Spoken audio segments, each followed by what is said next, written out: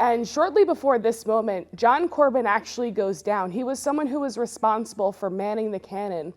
And he's actually someone who gets killed in this battle. And his wife, Margaret, who you see right here, takes up his position at the cannon. Now at this battle, she takes 3 injuries, 1 to the jaw, 1 to the shoulder, and 1 to the leg. And you're at the point where the Hessian army is now coming over the fortification and getting ready to do a full attack on the Continental Army. I'm Meg Bowersox, Manager of Gallery Interpretation at the Museum of the American Revolution.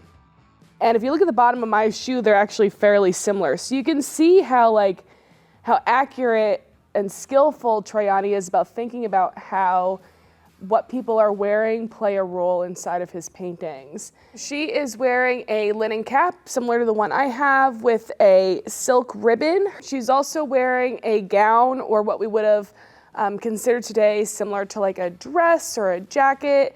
And then she also has on 2 petticoats, which is what we would consider a skirt today.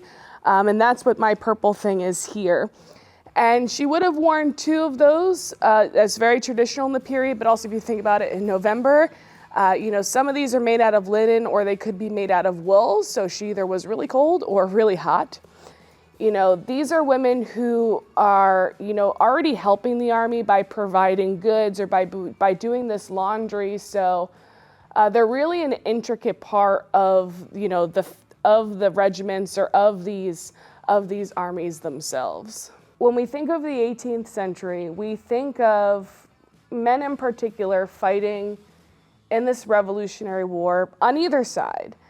And I think, from what our history books have told us, it's really focused on these battles and this fight for freedom and this idea that, everything was this big blanket statement towards independence. But what I love about this painting is that it talks about this battle about a woman who we normally wouldn't necessarily think of when we think of the Battle of Fort Washington.